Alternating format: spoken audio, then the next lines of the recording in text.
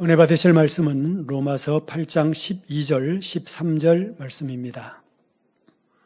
그러므로 형제들아 우리가 빚진 자로 돼 육신에게 져서 육신대로 살 것이 아니니라. 너희가 육신대로 살면 반드시 죽을 것이로되 영으로서 몸의 행실을 죽이면 살리니. 아멘. 임마누엘 성가대와 니시오 게스라의 찬양과 연주 후에 당장님께서 사람이 다스려야 할 몸의 행실 첫 번째 말씀을 증거해 주시겠습니다.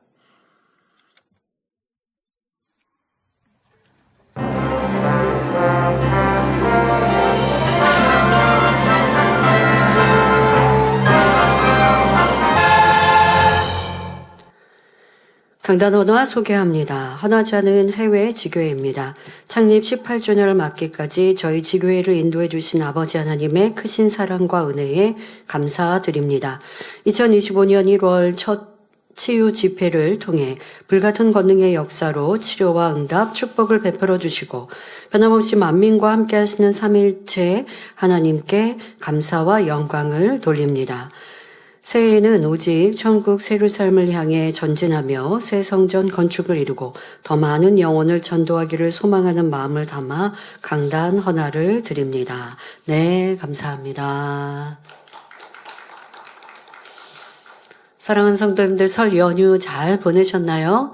네, 올해는 꽤 긴 시간이었는데요. 여러분들이 평안하게 가족 일가 친척 만나시고 또 이제 쉼도 가지셨으니 또 2월이 되었습니다. 네, 2월이 되었습니다. 우리 더 마음을 모아 아버지 기뻐하시는 신앙생활로 전진하기를 다짐하는 그런 주일이 되셨으면 좋겠습니다. 말씀에 들어가도록 합니다. 사랑하는 성도 여러분, 오늘부터는 사람이 다스려야 할 몸의 행실을 말씀드립니다. 새 예루살렘을 향해 전진하는 성도들의 구체적인 행동 방침이라 생각하며 우리의 마음과 생각, 행실을 돌아보고 주님 닮은 아름다운 모습을 이루시길 바랍니다. 우리가 가는 길, 성결의 길입니다. 영을 이루고 온영을 이루는 우리의 신앙생활입니다. 그런데 그렇게 한마디로 얘기할 수 있지만 구체적으로 어떻게 말하고 생각하고 행동해야 하는지라는 것 우리가 모든 말씀 안에 담겨 있습니다만은 이 몸의 행실이라는 말씀 안에는 여러분들이 일목요연하게 이런 생각은 육의 생각, 이런 생각은 영의 생각, 또 이런 생각은 하나님이 기뻐하시는 생각, 이것은 그렇지 않구나라는 것을 분별할 수 있는 지침서입니다. 그러니 이 말씀을 통해 1년 동안 여러분들이 더 영의 모습으로 구체적으로 변화될 수 있는 능력이 되시길 바랍니다. 성도 여러분, 정글북이라는 유명한 동화가 있는데 알고 계십니까? 주인공인 모글리는 부모의 손이 아니라 정글에서 늑대들에 의해 키워져 성장하였지요. 그러니까 부모님을 잃어버려서 이 갓난 아기일 때 이 늑대가 밥으로 먹어버리면 될 것 같은데 가끔은 정말 실제로 이런 일들도 있다라고 뒤에도 설명합니다만은 이런 들짐승이 그 갓난아기를 잡아먹지 않고 키우는, 그래서 그 짐승처럼 자라난 이것이 주제가 된 동화입니다. 분명 겉모습은 사람인데 늑대같이 행동하고 울부짖는 모습으로 표현됩니다. 그런데 실제로 이 이야기처럼 야생에서 동물에 의해 키워지거나 인간 사회에서 격리된 환경에서 성장한 아이들이 있습니다. 1920년 인도에서 늑대 무리와 함께 자란 두 소녀가 사냥꾼들에 의해 발견되었습니다. 또 1996년에는 나이지리아에서 침팬지에 의해 키워진 아이가 발견되기도 했지요. 이 외에도 2007년에 발견된 캄보디아 정글 소녀, 러시아 늑대 소년 등 1920년 이후에도 100여 명의 아이들이 이런 들짐승에 의해 자라나 성장한 일들이 발견되었습니다. 그런데 공통적으로 이들은 겉모습은 분명 사람인데 짐승과 다를 바 없이 행동하고 있더라는 것입니다. 그러니까 사람으로 태어났으니 사람처럼 살아야 할 것 같은데 사람으로 태어났지만 짐승과 함께 살고 성장하니 짐승처럼 행동하더라는 것이죠. 그런데 이렇게 발견한 아이들, 소년의 때 발견할 수도 있고요. 그 아이들을 발견하여서 열심히 이제 교육하지 않겠습니까?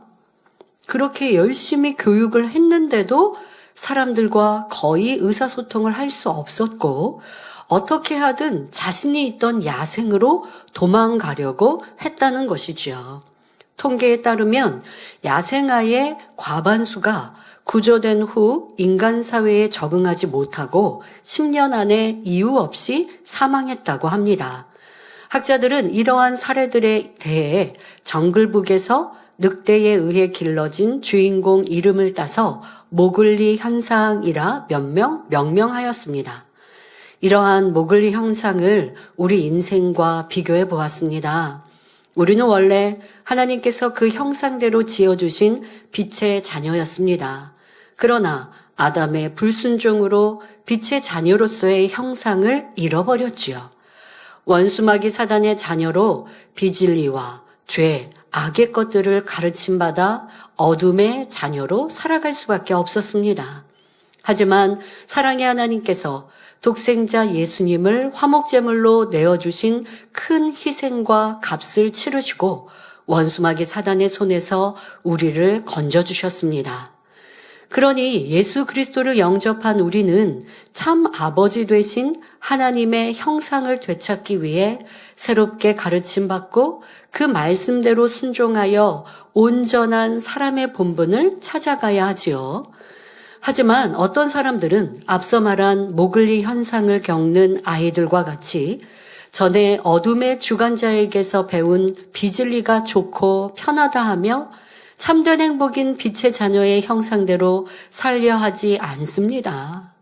로마서 6장 16절에 너희 자신을 종으로 들여 누구에게 순종하든지 그 순종함을 받는 자의 종이 되는 줄을 너희가 알지 못하느냐. 혹은 죄의 종으로 사망에 이르고 혹은 순종의 종으로 의에 이르느니라 하신 말씀처럼 어디에 순종하느냐에 따라 전혀 다른 삶을 살게 됩니다. 자, 여러분들 꼭 기억하고 명심하셔야 합니다. 이 모글리 현상처럼 나는 하나님의 아들, 딸로 원래는 창조되었는데 그런데 누구의 손에 의해 성장했느냐? 원수마귀 사단, 어둠의 손에 의해서 이게 산 거예요. 그러다가 주님을 영접하여 이제 하나님께 들어왔으면 하나님의 자녀의 형상대로 살아야 하는데 자꾸 구습대로 원수마귀 사단이 우리에게 심겨준 비진리의 것들로 살려고 한단 말이에요. 사람으로 태어난 아이가 야생의 짐승의 손에 자라니까 음식을 먹을 때도 손으로 먹고 양 두 발로 걷지 않고 이 손과 같이 네 발로 걷는 짐승들처럼 그렇게 산단 말이에요. 그런데 정상적으로 이제 사람의 손에 의해서 발견되어서 사람처럼 걷고 사람처럼 먹으라고 해도 그게 싫다는 것입니다. 얼마나 안타깝습니까? 우리도 이제 빛의 하나님의 자녀가 되었으니 하나님의 형상을 찾아 그 뜻대로 살라고 미워하고 다투고 짜증하지 말고 기뻐하고 감사하고 섬기며 희생하고 낮아지라고 말씀하시는데 그것이 힘들다고 말합니다. 미워하는 게 더 쉽다고 사랑하는 게 힘들다고 하면 되겠습니까?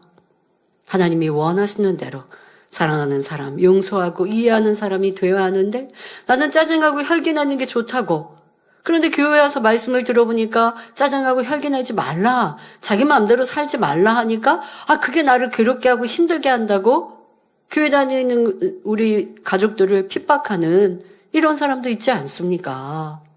여러분들이 영적으로 분별해 보면 이 모글리 현상이라고 하는 이런 일들처럼 우리의 삶 또 나에게도 적용하면 좋겠습니다. 우리는 그리스도 안에 새롭게 태어난 피조물로 전에 배우고 취하였던 세상 것들은 버리고 주 안에서 새롭게 만들어가야 합니다. 에베소서 4장 22절부터 24절에 너희는 유혹의 욕심을 따라 썩어져가는 구습을 쫓는 옛사람을 벗어버리고 오직 심령으로 새롭게 되어 하나님을 따라 의와 진리의 거룩함으로 지으심을 받은 새 사람을 입으라 하신 대로 변화되어야 하지요. 오늘부터는 우리가 인식하지 못하고 행해온 비진리와 육의 것들이 무엇이며 하나님의 자녀로서 갖추어야 할 행실과 모습은 어떠한지 살펴보겠습니다. 이에 대해 앞으로 6가지 분야, 곧 생각, 마음, 눈, 귀, 입, 자세로 나누어 설명합니다. 이 말씀을 통해 빌립보서 2장 15절에 너희가 흠이 없고 순전하여 어그러지고 거스리는 세대 가운데서 하나님의 흠없는 자녀로 세상에서 그들 가운데 빛들로 나타내길 원한다 하신 하나님의 뜻을 이루어드리는 성도님들이 되시길 바랍니다. 그런데 이렇게 변화되어 가는 데 있어서 중요한 것이 있습니다. 앞서 사람이지만 짐승을 보고 배우니 그 말과 행함이 짐승과 같이 되었던 아이들처럼 우리도 무엇을 기준하여 배우고 가르침 받느냐에 따라 우리의 모습이 달라집니다. 그러면 우리는 무엇을 기준하여 배우고 따라 행하여야 할까요? 바로 우리의 구세주 되시며 신랑 되신 주님입니다. 그래서 오늘과 다음 시간은 주님께서 어떤 것을 생각하고 마음에 품으셨으며 무엇을 보고 듣고 말씀하셨는지 또 그 자세는 어떠하셨는지 살펴보겠습니다. 현재 나의 모습과 비교하면서 이제 주님의 신부로서 어떤 모습을 갖추어야 할지 깨닫는 시간이 되시기를 바랍니다. 사랑하는 성도 여러분, 예수님께서 이 땅의 삶을 살아가실 때 어떤 생각을 하셨을까요? 예수님의 생각은 항상 진리 자체로 영적이며 온전하고 거룩하셨습니다. 자, 구체적으로 긍정적이고 적극적인 생각, 사랑의 생각, 영혼들에게 생명과 소망을 주기 위한 생각 등 선한 생각들로만 가득하셨지요. 항상 하늘에 계신 아버지 하나님을 생각하며 이 땅에서 그 뜻을 이루고 하나님의 나라를 확장하기 위한 생각이셨습니다. 그러하셨기에 아버지 하나님의 영혼들을 향한 마음을 그대로 느끼시고 사랑과 헌신으로 행하셨습니다. 아픈 사람들을 치료해 주시고 많은 기사와 표적을 나타내심으로 하나님을 믿을 수 있도록 많은 영혼을 인도하셨지요. 아담의 범죄로 인하여 사망으로 갈 수밖에 없는 인생들을 구원의 길로 인도하기 위해 화목제물로 오신 예수님은 늘 십자가의 길을 생각하셨습니다. 또한 부활 승천 후 이 땅에 남게 될 제자들을 늘 품으시며 진리로 가르치셨습니다. 요한복음 17장 11절에 나는 세상에 더 있지 아니하오나 저희는 세상에 있사옵고 나는 아버지께로 가옵나니 거룩하신 아버지여 내게 주신 아버지의 이름으로 저희를 보전하사 우리와 같이 저희도 하나가 되게 하옵소서. 또 요한복음 17장 18절 19절에 아버지께서 나를 세상에 보내신 것 같이 나도 저희를 세상에 보내었고 또 저희를 위하여 내가 나를 거룩하게 하오니 이는 저희도 진리로 거룩함을 얻게 하려 함이니이다 라고 기도하심 같이 주님의 부활 승천 후 제자들도 복음 전파의 사명을 잘 감당할 수 있도록 어떻게 하면 더 가르치고 인도해 줄까를 생각하셨습니다. 나의 편리와 나의 안위가 아니라 상대를, 무엇보다 하늘과 하나님을 우선적으로 생각하신 우리 예수님이셨습니다. 자, 그것은 십자가상에서도 충분히 느낄 수 있지 않습니까? 십자가를 지시고 고난과 고초를 당하신 그 골고다의 길 속에 아버지 하나님께서 하늘에서 고난당하신 예수님을 보고 계시잖아요. 그럴 때 마음 아프시죠? 아버지 하나님께서 당연히 예수님의 고난 후 구세주로서의 사명을 다 감당하셔서 온 인류의 구세주가 되신다라고 하는 것 아버지 하나님은 더 잘 아시죠. 그러나 당장 예수님의 고난을 보시고 왜 마음 아프지 않으십니까? 마음 아프시죠. 그 마음 아파하실 아버지 하나님을 예수님은 생각하시고 위로하시더라는 것입니다. 내가 채찍에 맞고 내가 인생들에게 피조물에게 침뱉음 당하고 손가락질 당하고 욕을 먹으시는 예수님께서 내가 이렇게 힘들어 괴로워 저 사람은 내가 치료해 주었는데 이젠 나에게 욕을 하네? 이것으로 괴로운 생각과 마음을 가지신 것이 아니라 나를 보고 마음 아파하실 아버지 하나님을 생각하시면서 위로하신 우리 예수님의 아름다우신 마음과 생각, 너무 멋지지 않으십니까? 이렇게 영의 생각, 선한 생각, 상대를 위한 생각, 우리도 이러한 생각이 바로 영의 사람이요 온영의 사람이라는 것입니다. 내가 당하는 고통이 아니라 지금 이 일들로 상대는 어떠할까? 이러한 일들로 아버지 하나님은 무엇을 계획하고 준비하시는가라는 영의 생각을 하는 것, 이것이 참으로 멋진 모습일 것입니다. 저도 원장님의 소천의 일들을 당하면서 영의 생각과 또 육의 감정, 육신의 생각과 이것이 내 마음과 내 생각을 이렇게 달리할 수 있구나라는 생각을 해봤습니다. 당연히 저도 육을 가진지라 육의 부모의 소천은 육의 슬픔을 갖는 거야 잠깐 가질 수 있겠죠. 그런데 목자님이 소천하신 일들은 제가 제 마음이 온통 우리 성도들을 지켜야 돼. 이 재단을 지켜야 돼. 원수마귀 사단은 믿음이 약한 성도들의 마음을 빼앗을 것이고 가지고 있는 두 마음을 어떻게 하든 믿음을 잃게 할 것이니 더더 우리 사랑하는 목자님은 우리의 또 신앙과 천국을 가는 데 있어서 우리의 인도자이셨기에 또 우리가 함께 주님의 강림을 기다린다라는 마음으로 신앙생활 하다 보니까 어떤 큰 중심이 흔들릴 수 있다라는 그런 제가 걱정을 하게 되죠. 그래서 온통 우리 성도들을 생각하기 때문에 제가 슬퍼할 겨를이 별로 없었습니다. 그래서 순간순간 짧게는 슬퍼할 수 있었지만 제 마음에 온통 내가 더 굳건히 든든히 서야 그래야 우리 성도님들도 슬퍼하는 육신의 생각보다 영의 생각과 하나님의 기뻐하시는 생각을 가질 수 있지. 우리가 슬퍼하면 육적으로도 이 육체에도 특히 이제 연로하신 성도님들을 많이 걱정하게 되었습니다. 그래서 성도님들이 지치면 안 되는데 그러면 건강도 해치시는데 이런 생각이니까 저도 슬퍼할 겨를이 없었어요.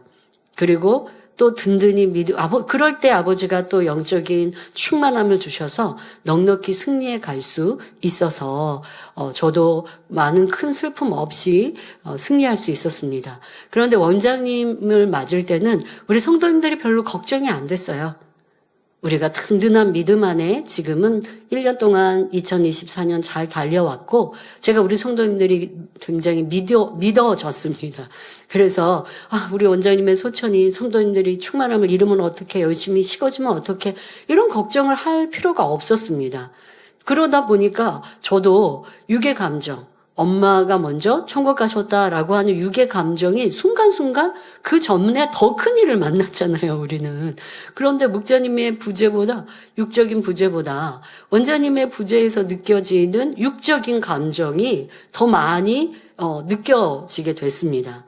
그러니까 좀 이제 2주 지났는데요. 지난주에도 이제 가족과 대화하고 행복하고 즐겁게 보냅니다만은 뭔가 순간 이러한 이렇게 슬픔이라든가 이런 게 더 있더라고요. 그래서 제가 생각해 보았습니다.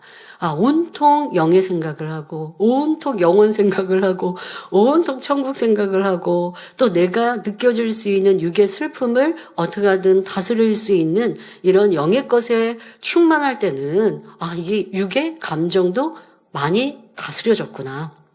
그런데 지금은 내가 육의 감정을 많이 다스리자라고 하는 생각을 조금 이 빗장을 풀고 편하게 만나니까, 시간을 지나니까, 이게 제가 그렇다고 여러분 막 슬퍼하고 그렇게 시간을 2주 동안 보냈다는 건 아닌데요. 그 전에 비하여 보니까 조금 더, 이 슬픔이라는 육의 감정이 있구나라는 것을 저도 분별하면서 영의 생각, 믿음의 생각이 얼마나 좋은가. 영의 생각, 믿음의 생각으로 달려가면 얼마나 성령 충만하고 힘이 에너지가 넘치고 강하고 담대할 수 있는가라는 것을 다시 한번 느끼게 되었습니다. 여러분들의 삶 속에서도 내가 무엇을 보고 또 무엇을 다가오는 일들 속에서 영의 생각으로 넉넉히 승리할 수 있는데 육의 생각, 현실, 또 우리가 부모의 먼저 소천이라는 것에 슬퍼한다고 이것이 죄가 되거나 할 일은 없지요. 제가 믿음이 없이 천국이 없는 사람처럼 그렇게 슬퍼하는 것도 아니니까요. 천국에서 얼마나 평안하실까, 천국에서 얼마나 우리를 위해 든든히 기도하실까, 이 생각이 더 충만합니다마는 그래도 조금 있는 육적인 감정에 충실하면 저도 순간순간 더 슬퍼질 수 있더라는 것입니다. 이러한 것들을 여러분의 삶에도 적용해 보시면 지금 내가 느끼고 있는 이 감정이, 이 느낌이 굳이 그렇게 힘들어야 할 것인가? 아니면 내가 이거 믿음으로, 영으로 하나님을 의뢰하여서 승리할 수는 없는 것인가? 한번 도전해 보세요. 느껴지는 느낌과 지금 내가 생각되는 것들을 다 그대로 순응하고 받아들이지 마세요. 바꿀 수 있습니다. 영의 생각으로, 믿음의 생각으로, 하나님이 더 기뻐하실 생각으로 바꾸면 여러분 마음에 믿음과 성령 충만함이 자리 잡게 된다라는 것도 생각해 보시길 바랍니다. 예수님은 뿐만 아니라 같은 것을 보아도 육의 사람의 생각과 다른 영적인 생각만 하셨습니다. 자, 예수님께 나오는 어린아이들을 제자들이 예수님께서는 말씀을 가르치고 천국 복음을 가르치시고 또 치료하시는 이런 사역을 하시죠. 그런데 어린아이들이 예수님이 좋다고 예수님께 막 다가온단 말이에요. 그러느니 이제 제자들이 너희 가라고 막 이렇게 물리칠 때 성경에 나오죠. 그런데 예수님께서는 어떠하십니까? 그 어린아이들을 품에 안으시며 말씀하십니다. 이 어린아이들과 같이 되지 아니하면 하나님의 나라를 유업으로 받지 못한다라는 영적인 교훈을 주시더라는 것입니다. 어떤 육적인 상황 속에서도 항상 진리, 하나님의 뜻을 생각하고 가르치신 예수님. 왜요? 온통 그 마음과 생각이 영으로, 영혼들로, 진리로 가득하셨기 때문입니다. 또한 많은 물질을 헌금하는 부자보다 훨씬 적은 돈을 들인 과부를 보시며 칭찬하시죠. 사람들은 딱 행동을 보고 저 사람들이 행하는 일들을 보고 저 사람은 하나님께 많이 드렸으니 축복 많이 받을 거야 라고 생각을 할 터인데 그 안에 예수님께서는 참 진리를, 사람의 마음 중심을 보시고 하나님이 더 기뻐하시는 것이 무엇인가를 분별하며 가르쳐 주셨습니다. 이는 어떤 환경이나 무엇을 보시든 진리, 하나님 중심의 생각을 하셨기에 가능한 일입니다. 함께 있던 제자들도 예수님의 생각을 온전히 이해하지는 못했습니다. 예수님께서 죽임을 당하고 3일 만에 살아나야 할 것을 제자들에게 가르치셨을 때 베드로는 예수님께 그리하지 마시라고 간청합니다. 이에 마태복음 16장 23절에 베드로에게 이르시되 사단아 내 뒤로 물러가라. 너는 나를 넘어지게 하는 자로다. 내가 하나님의 일을 생각지 아니하고 도리어 사람의 일을 생각하는도다 하시며 제자들에게 자신의 육의 안위보다 하나님 나라와 영광을 생각하는 것이 영적인 생각임을 가르쳐 주셨습니다. 여러분 이것은 참 정어 없는 것처럼 느껴집니까? 그러나 예수님께서는 예수님 당신에게 관하여 말씀하신 것이니 예수님 정없다. 그런데 그렇게 생각하는 경우도 많이 있는 걸 봅니다. 진리를 가르쳐주고 진리에 대해 설명하는데 그렇게까지 살아야 되나요? 라든가 그렇게까지 꼭 말씀하셔야 되나요? 라고 생각한다고 하면 나는 더 선으로 진리로 하나님 중심으로 살기가 어려운 것이죠. 하지만 하나하나 진리로 분별하고 선으로 생각하려고 하고 더 영적인 것을 추구하려고 한다고 하면 꼭 남의 행동과 말 말고요. 나에게서 이렇게 잘 적용해 보시면 되겠습니다. 지금 내가 생각하는 것이 내 편리를 구하는 것인가? 아니면 하나님 나라를 우선으로 생각하는 것인가? 그리고 또 상대가 그렇게 나를 권면해 주면 서운해하고 힘들어하는 것 그것이 아니라 그래 그것이 더 옳은 생각이지 라고 아멘하고 받아들인다면 더 진리의 사람이 될 수 있는 것이죠. 이렇게 여러분들이 항상 진리의 생각을 향해 달려가야 빨리 영의 사람이 될 수 있습니다. 또한 세상의 염려와 근심을 가지고 있는 사람들에게 누가복음 12장 29절에 너희는 무엇을 먹을까 무엇을 마실까 하여 구하지 말며 근심하지도 말라 하셨고 31절에는 오직 너희는 그의 나라를 구하라. 그리하면 이런 것을 너희에게 더하시리라 가르치시며 믿음의 생각, 생명과 소망을 주는 영적인 생각을 알려주셨습니다. 이렇게 예수님은 너무나도 아름답고 온전한 생각들로만 가득하시니 은혜와 진리가 충만하더라라고 성경은 기록하고 있습니다. 여러분은 어떤 생각을 품고 사십니까? 무엇을 먹을까, 입을까 생각하며 더 좋은 것을 갖고 누리고자 바라니 삶에 대한 많은 염려와 근심으로 힘들진 않으신가요? 어려웠던 일들, 상처받고 서운했던 일들을 두고 생각하며 괴로워하고 슬퍼하진 않으셨나요? 아니면 진리의 말씀을 떠올리며 어떻게 하면 하나님께서 기뻐하시는 자녀가 될까 생각하며 천국의 소망이 넘치는 삶을 살고 계신가요?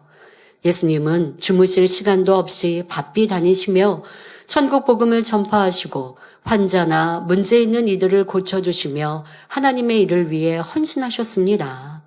우리가 어떤 어려움 중에도 오직 하나님의 뜻을 이루고자 행하신 예수님을 생각한다면 우리의 염려와 근심도 판단이나 악한 생각도 쉽게 버릴 수 있을 것입니다. 다음으로 예수님의 마음은 어떠하셨는지 살펴보겠습니다. 예수님의 마음은 맑고 깨끗하고 청아하고 순결하며 흠도 점도 티도 없는 참으로 성결한 마음이셨습니다.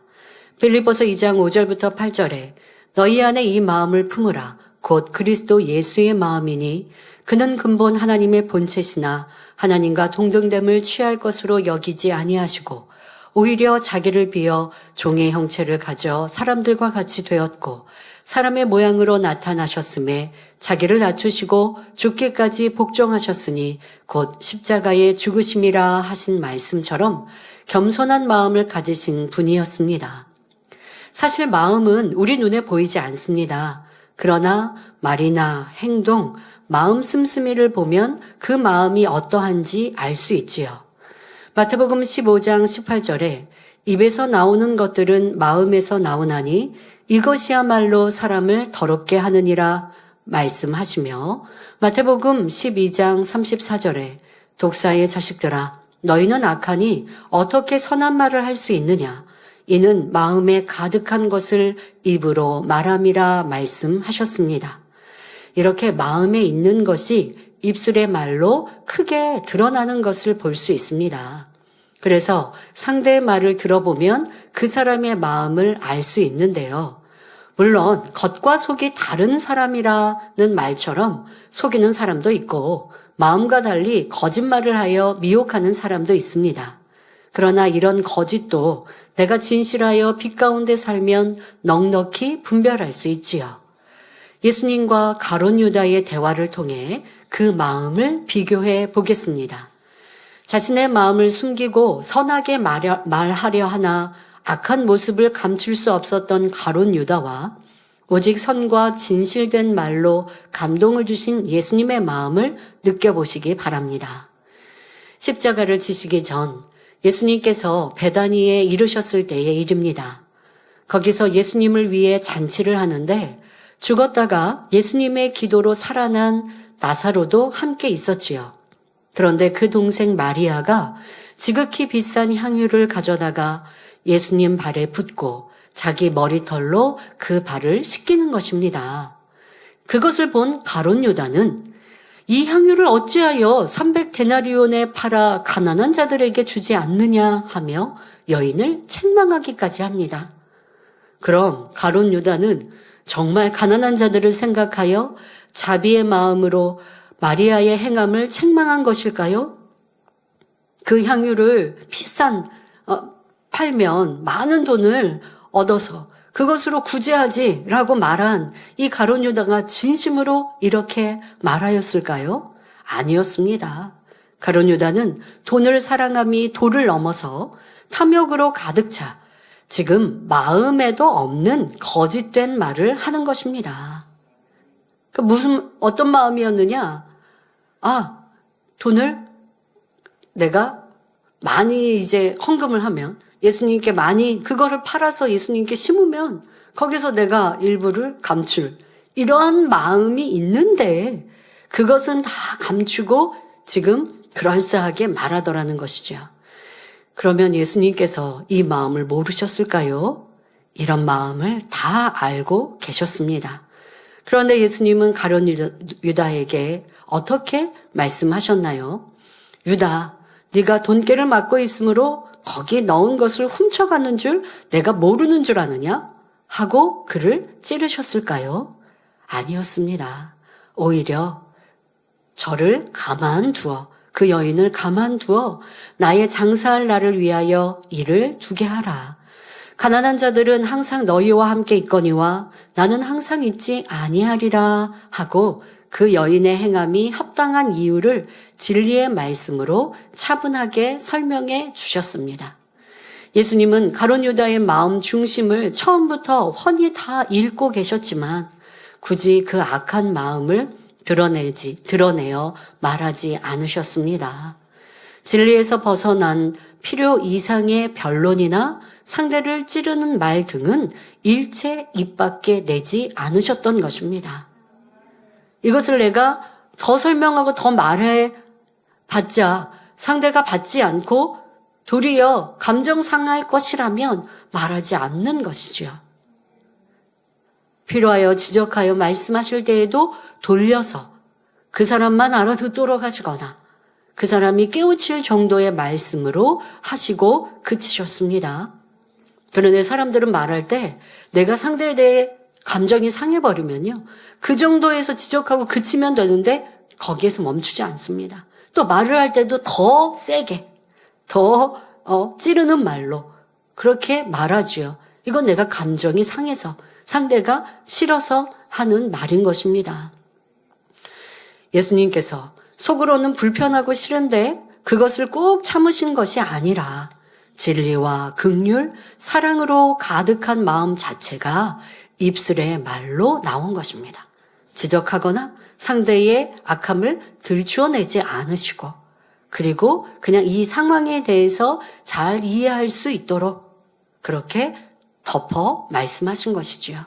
바로 상황 갈 때도 꺾지 않으시고 꺼져가는 심지도 끄지 않으시는 온유한 마음과 악한 자라도 품어 변화시키고자 하시는 선과 사랑의 마음이셨습니다. 이러한 마음을 우리가 이루어야 할 것입니다.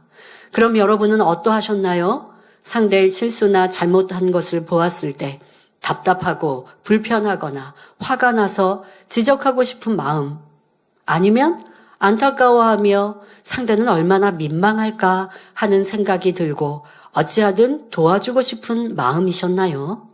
사람마다 그 마음의 선악의 정도에 따라 말과 행동이 다르게 나타나는 것을 볼 수 있습니다. 상대의 가벼운 과실만 보아도 싫은 마음이 들고 악한 말로써 상처를 입히거나 주변 사람들에게 그 사람의 잘못을 알리는 사람도 있습니다. 성경은 상대의 허물을 덮어주라 하였는데 덮어주는 것이 아니라 그래도 저 사람도 알아야 분별하지 라고 말하는 것은 그것은 선과 사랑이 없고 상대의 잘못을 내가 들추어내고 싶은 마음인데 아직도 왜 그렇게 이 정도는 알아야 그래야 상대도 분별할 수 있으니까 라고 하는 그럴싸한 말로 내 안의 악을 감추려고 하십니까? 이 제단은 진리를 가르치고 말하는 제단인데 하나님의 말씀을 기준하여 말해야 하고 행동해야지 어떻게 세상에서 하는 말이나 아니면 그냥 내가 하는 행동을 좀 감추려고 하는 말들을 만들어서 변명하고 이유하겠습니까? 안 되지요. 상대의 커다란 허물을 보아도 오히려 안타까운 마음으로 대신 중보기도 해주며 진리의 말로 권면하거나 은혜를 끼쳐 변화로 이끄는 사람이 되어야 합니다. 예수님의 선과 사랑의 마음을 느껴볼 수 있는 또 다른 예를 살펴보겠습니다. 요한복음 8장 1절부터 11절을 보면 서기관들과 바리새인들이 가늠하다 잡힌 여자를 예수님 앞에 끌고 나와 어떻게 판결할지 여쭙는 장면이 나옵니다. 율법을 구실로 예수님을 시험할 거리가 생겨 의기양양했던 그들에게 이 여인의 생명은 안중에도 없었습니다. 그저 예수님의 답변에서 허물을 잡으려는 마음으로 가득했지요. 예수님의 평소 가르침대로 사랑하라, 용서하라고 하면 가늠한 사람을 돌로 치라고 한 모세의 율법을 어기는 것이 됩니다. 그렇다고 율법대로 죽이라 하면 사랑이 없는 것이니 예수님에게 올무를 놓았다 생각하였지요. 답을 재촉하는 그들에게 예수님은 아무 말씀을 하지 않으셨습니다. 돌연 몸을 숙여 손가락으로 땅에 무언가를 쓰기 시작하셨지요. 이렇게 2번을 하시고는 너희 중에 죄 없는 자가 먼저 돌로 치라 말씀하셨습니다. 예수님은 사람의 마음을 감찰하실 수 있으므로 그 무리들의 악함과 관계를 다 아셨지요. 만약 예수님께 조금의 불편한 감정이 있었다면 어떠하셨을까요? 이 패역한 자들이요, 내가 너희들의 마음을 보니 마음이 완악하여 나를 고소할 조건을 찾고자 하는구나. 너희 마음속에는 이 가늠한 여인 못지않게 더 큰 죄가 있는데 누가 누구를 돌로 친다 하느냐. 그러니 너희가 이 여인을 돌로 친 다음에는 너희도 돌에 맞아 죽어야 하지 않겠느냐 하고 단도직입적으로 말씀하실 수도 있습니다. 그러나 예수님은 악한 무리를 향하여 무시하며 각각의 죄를 지적해 찌르신 것이 아니라 그곳에 모인 사람의 공통적인 죄를 본듯이 땅에 써 내려갔습니다. 예수님은 자신을 시험하려고 모인 악한 사람들을지라도 그들의 죄목을 들추어 지적하지 않고 스스로 깨달을 수 있도록 부드럽게 교훈하셨지요. 너희 중에 죄 없는 자가 먼저 돌로 치라는 예수님의 말씀은 모세의 율법 그리고 예수님의 가르침인 선과 사랑 이 2가지 모두에 조금의 송사거리도 없이 완벽하게 성립시킨 지혜로운 말씀이었습니다. 그러면서 막상 죄가 없으신 예수님도 그 가늠한 여인을 정죄치 않는다 말씀하시며 사랑으로 율법을 완성하셨습니다. 예수님은 흠도 티도 점도 전혀 없이 완전 무결하시니 남을 판단하고 지적하며 정죄할 자격을 갖추셨습니다. 하지만 예수님은 정죄하는 것이 아니라 오히려 병든 자를 치료해 주셨고 상대의 아픈 곳을 싸매 주셨습니다. 또한 죄인의 허물을 보시면 들춰내지 않으시고 사랑의 말씀으로 돌이켜 변화될 수 있는 기회를 주셨지요. 이것이 바로 온전한 선과 사랑의 마음입니다. 예수님의 마음속에는 긍휼과 용서 그리고 진리와 생명을 주는 사랑으로만 채워져 있었기 때문입니다. 그렇기에 당연히 죽을 수밖에 없는 여인을 살려주실 뿐만 아니라 둘러선 사람들의 악함도 깨우칠 수 있도록 하셨지요. 이 외에도 성경에는 예수님의 온전하신 마음이 곳곳에 기록되어 있습니다. 마가복음 2장 17절에 건강한 자에게는 의원이 쓸데없고 병든 자에게라야 쓸데있느니라. 내가 의인을 부르러 온 것이 아니요 죄인을 부르러 왔노라 말씀하심과 같이 마음을 낮은 데 두시며 가난하고 병든 자, 불쌍한 이들을 그 마음에 품으신 깊은 사랑의 마음을 알 수 있습니다. 예수님은 소경이며 거지인 바디메오라 할지라도 외면하지 않으시고 고쳐주셨고 사람들이 싫어하고 피하는 삭개오의 집을 찾아주셨습니다.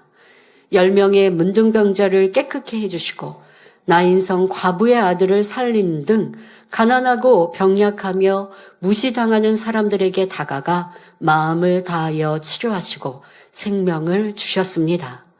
이는 로마서 12장 16절에 서로 마음을 같이 하며 높은 데 마음을 두지 말고 도리어 낮은 데 처하며 스스로 지혜 있는 채 말라 하신 말씀을 몸소 실행하신 것이지요.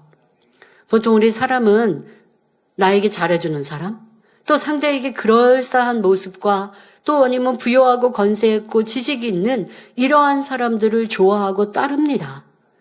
이것이 사람의 마음이요 속성이더라는 것입니다. 하지만 예수님은 전혀 육의 모습으로 차별치 않으셨습니다. 한 사람 한 사람을 그냥 하나님의 아들, 딸로 구원받을 수 있는 영혼들로만 보신 것이죠.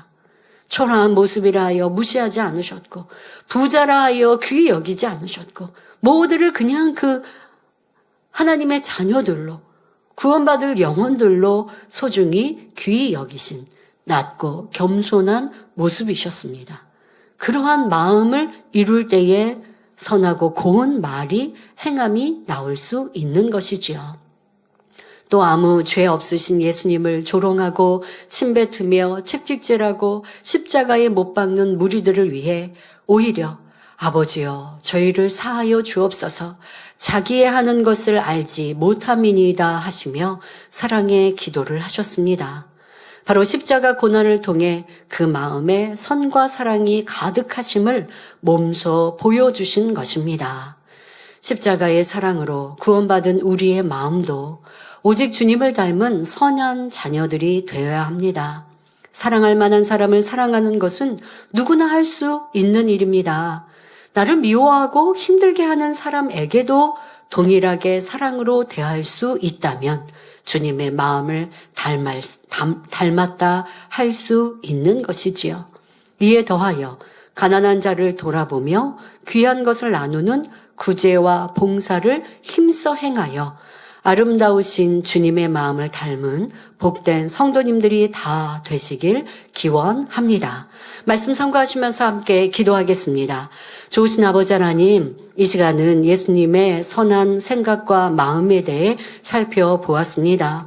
이것이 바로 우리가 닮아야 될 생각이요 마음임을 기억하여 우리의 자신을 잘 점검하고 돌아볼 수 있게 하시고 이 말씀이 우리의 삶에 떠올라서 나는 지금 영의 생각을 하는가 아니면 육신의 생각 속에 불평하고 원망하며 미워하고 다투고 있는가 짜증스러운가 점검하여 더 아름다우신 주님의 생각과 마음을 담는 복된 성도님들 되게 하여 주옵소서.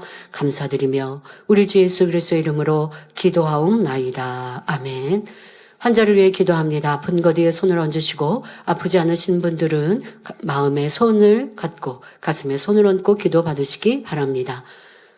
좋으신 아버지 하나님, 이 시간도 함께 예배한 모든 만민의 성도들, 전국 전 세계에 또한 사랑하는 성도님들과 주시의 시청자들을 위해 친히 안수하여 주옵소서. 머리부터 발끝까지 뼈, 마디, 오장, 육부, 신경조직, 세포 위에 친히 안수하여 주옵시사. 질병, 균들, 연약한 것들 강건케 하여 주옵소서. 예수 그리스도 이름으로 명하노니 모든 질병, 균들아 연약함아 성령의 불로 태움받고 깨끗하고 강건함을 받을지어다. 의학으로 과학으로 사람의 능으로 아니 되는 것도 아버지 하나님께는 아무런 문제가 되지 아니하옵나니 이 시간도 성령의 불로 치료하여 주시며 성령의 불로 태워주시사 깨끗하게 강건케 하여 주옵소서. 영육간에 강건한 성도님들 될 수 있도록 이 시간도 세임 주시고 생기로 또한 빛으로 충만케 하여 주옵소서. 잘 보이는 눈 또한 잘 들리는 귀 되게 하시고 뼈마디 신경조직 세포에도 세임 주셔서 마음껏 걷고 뛰며 강건케 하여 주옵소서. 또한 이 추운 겨울입니다. 어떠한 질병균들 또한 유행성 질병들 틈타지 엿보지 못하도록 성령의 불담으로 청천사 주님의 불꽃 같은 눈동자로 지키시며 육체 외의 강건함으로 또 가정, 일터, 사업터도 보호하여 주옵소서. 학생들 위에도 지감철과 총명함 더하여 주옵시고 전국 전 세계 만민의 성도님들 가정일터 사업터 우리 모든 지교회 협력교회들마다 지켜 보호하여 주옵소서. 한 주간도 또 불같이 기도할 수 있는 은혜와 능력 주옵소서. 감사드리며 우리 주 예수 그리스도 이름으로 기도하옵나이다. 아멘.